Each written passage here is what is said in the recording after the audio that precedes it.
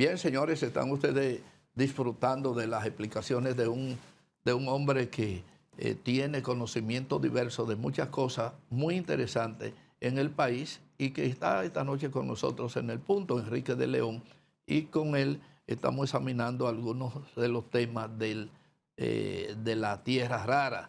La tierra rara para muchos de nosotros, incluyéndome a mí, es algo novedoso porque no crecimos, hablábamos del oro, de la plata, hablamos del cobre, hablamos del aluminio en algunas ocasiones del pasado, que estaban en algunos textos de enseñanza, pero que fueron desapareciendo. Sin embargo, hoy como trato de revivir y decirle a Enrique, ¿por qué tiene tantos enemigos? Pero además tantos amigos. Muchos lo quieren y muchos no.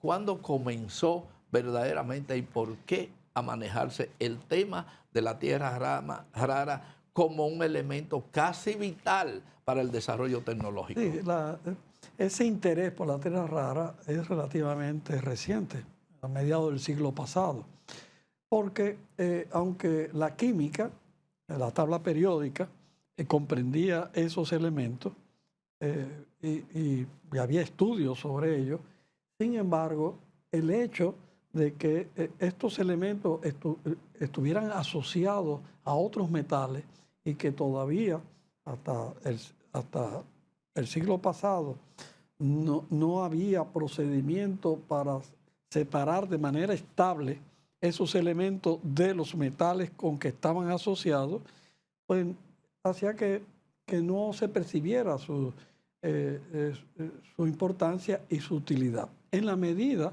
en que se ha disparado desde mediados del siglo pasado al presente el desarrollo científico-tecnológico, sobre todo tanto vamos a llamarle la industria de la imagen, es decir, de la fotografía de alta precisión, la televisión y la industria aeroespacial y después la industria armamentista, con todo el desarrollo tecnológico de los misiles y de la artillería guiada de manera electrónica. En fin, hasta que eso no se desarrolló, no se apreció el valor de esos elementos. Y además se encontró, la química encontró cómo separar de manera estable esos elementos de los principales metales con que ellas vienen, esas tierras raras, esos elementos vienen asociados. Se puede decir que en este momento el que tenga el control de las tierras raras tiene el control de la tecnología. Si yo, por ejemplo, compro una finquita por ahí, compro una finquita. Allá en Pedernales. En Pedernales o en Yamasá o en un lugar de eso. Pero tú sabes que el subsuelo es del Estado. Ah, ya me mataste. No va a ser agua en primera. Agua en primera. Sí, no, porque por constitución, por suerte, el subsuelo es del Estado. Pero el Estado no ejerce esa defensa. Por lo menos desde el punto de vista de la militancia. El Estado da las licencias, el Estado da las concesiones, aunque necesariamente no sea el que le explote.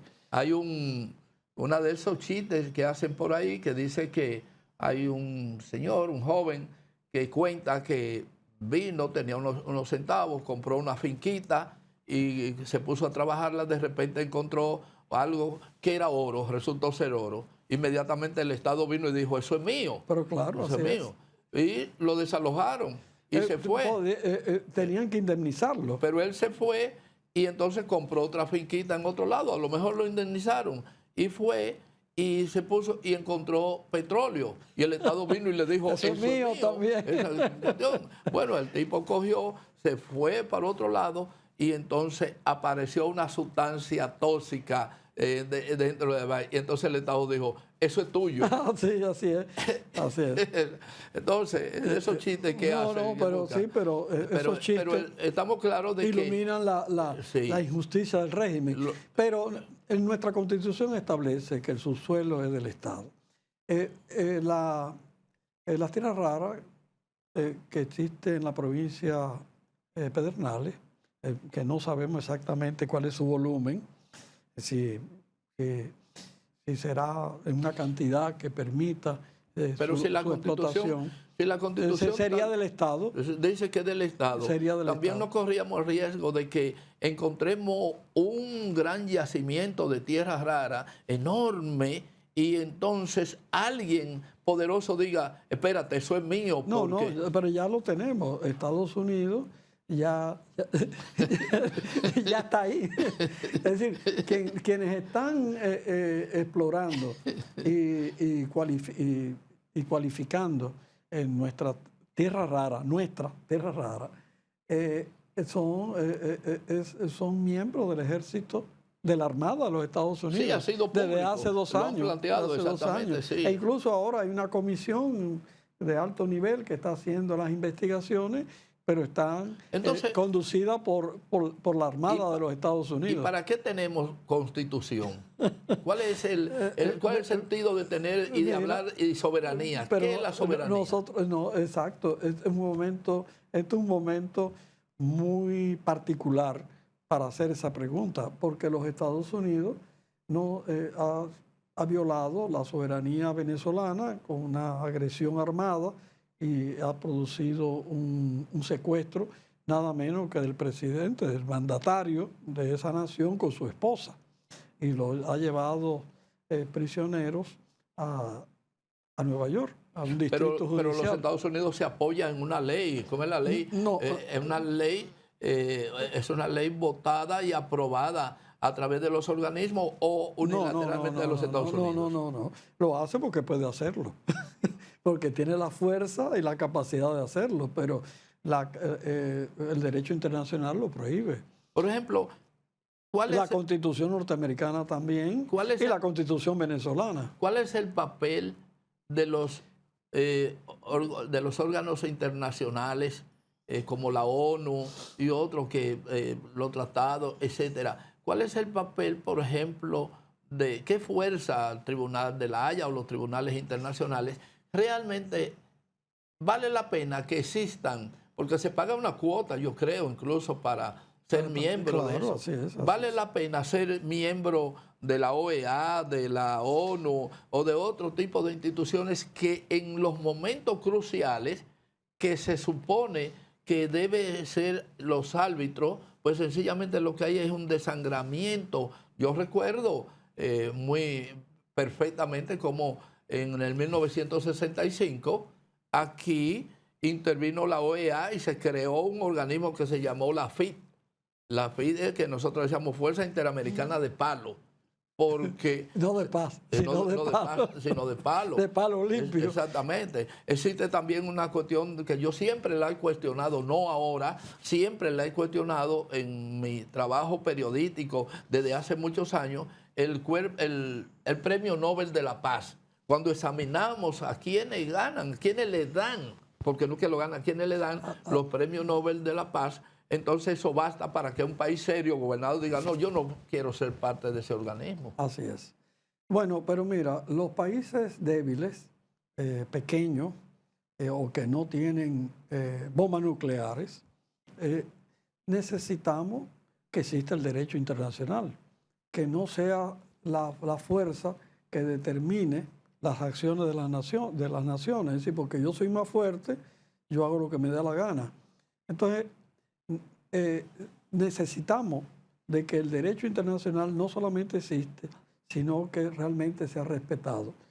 Bueno, las Naciones Unidas nació con un pecado original. Ya sabíamos en los años, a finales de los 40, de la década de los 40, cuando ya Alemania se había rendido, se estableció las Naciones Unidas, pero se estableció que no todos los países eran iguales, que habían 5 países que tenían derecho a veto, que eran superiores a los demás. Estados Unidos, en ese momento la Unión Soviética, China, que era en ese momento Taiwán. ¿Y cuándo se incorpora Israel? No, Israel no es de los 5, ¿no? No, Israel... Israel es el bastón. Sí, pues sobre todo para el Medio Oriente es más que el bastón, es el garrote.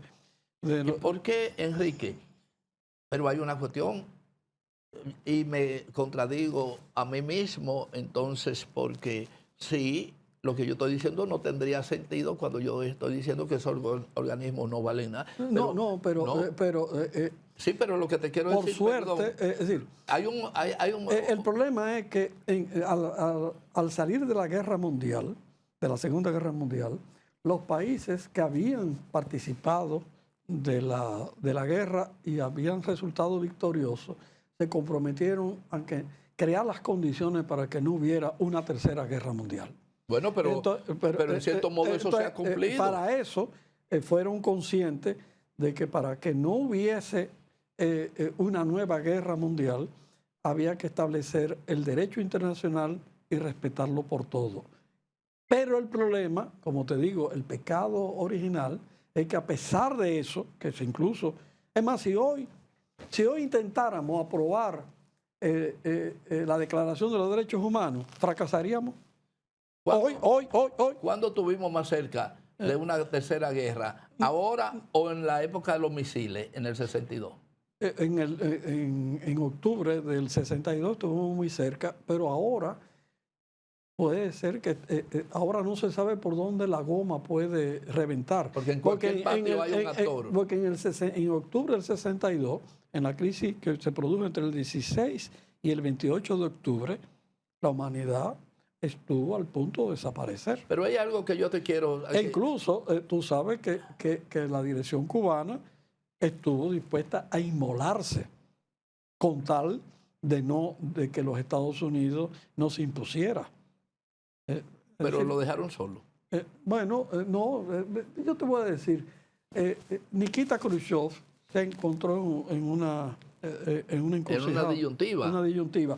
Lo malo, el error, no sé si es de interés al público lo que estamos hablando, pero quiero, para completar, el error estuvo en llevar las armas de manera secreta, es decir, los misiles, y no hacer, como Fidel Castro propuso, un acuerdo formal entre la URSS, es decir, la Unión Soviética y el Estado cubano, de protección mutua y de proclamar que iban a dotar de ojivas nucleares a la isla.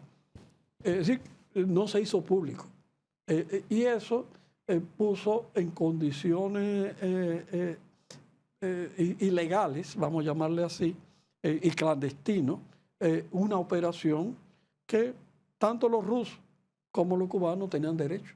Pero hay un asunto que yo quiero realmente resaltarlo, y es, en mi duda, si bien es cierto, yo diría, no, ha habido, los organismos internacionales han jugado su papel y por lo menos... amortiguan. Sí, pero yo lo digo con cierta ironía también, y te preguntaría directamente, ¿por qué los Estados Unidos no ha invadido a Corea?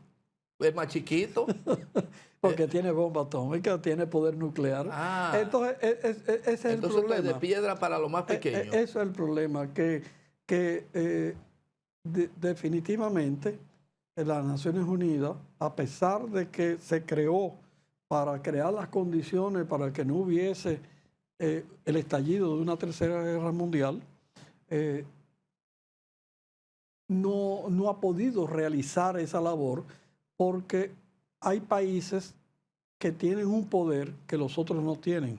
Y ese poder está basado, en primer lugar, a su poderío económico, pues fueron las naciones que salieron victoriosas de la Segunda Guerra Mundial, pero después en tener poder nuclear. Pero hay países, por ejemplo, yo recuerdo, y estoy hablando de los recuerdos, recuerdo que en el 1965 la OEA no jugó ningún papel prácticamente cuando la invasión norteamericana. Te voy a decir que la OEA es una asquerosidad, es una indecencia. Y entonces, como muy bien señaló Fidel Castro en su momento, una organización de colonia. Eso es una gobernación de colonia. Eso no.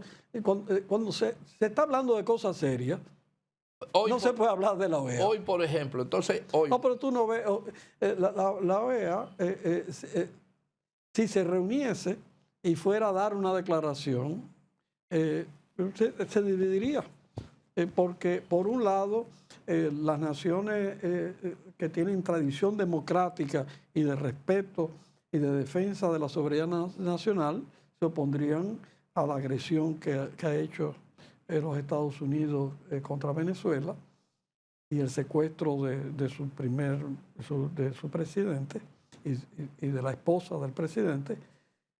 Pero otra parte, de República Dominicana, Paraguay, Argentina, Milei, y Ecuador, posiblemente también Perú, apoyarían a los Estados Unidos. Y si esos países dijeran en un momento determinado bajo una cuestión, no, nosotros no apoyamos eso y tal cosa, ¿qué entonces pasará? ¿Lo invaden a todos? Bueno, no sé si tendrá la capacidad los Estados Unidos y si las condiciones... Sí, tienen más capacidad. ¿Sabe por qué? Porque si examinamos el comportamiento interno de los gobiernos liberales, para no decir otra cosa y no irme tan lejos, de América Latina, no se comen un plato juntos. Sí, pero, es decir... sí, pero de todas maneras la amenaza de guerra y de amenaza a violar la soberanía nacional para despojar a nuestras naciones de sus recursos, eso convoca. ¿Cómo? En este momento, por ejemplo, hay un gran acercamiento, además de una gran movilización en esos países, entre Colombia, Venezuela, pero creo Brasil. que además, y esto a ti yo te lo puedo decir, ¿por qué? Por tu formación, tú eres un hombre de una formación, de paz y de esencia. Muchos de estos gobiernos liberales o revolucionarios son muy soeces y insultan. Yo no creo que sea importante los insultos que yo he visto de Maduro a sus oponentes, del Salvador, que le dice a todo el mundo, Petro, ¿qué tal? El más moderado es Lula y es el que más daño ha hecho en términos de todos los asuntos, porque la oposición de Lula en torno al bridge realmente tiene consecuencias muy profundas. A Caracas, a Venezuela, formar parte de los... Y te quiero decir, porque tenemos que hacer una pausa, te quiero decir, para cuando entremos, tu juicio, te quiero preguntar tu juicio, ¿cuál es el papel de la ONU en este momento con lo que está ocurriendo en el hemisferio? Señores, vamos a la pausa.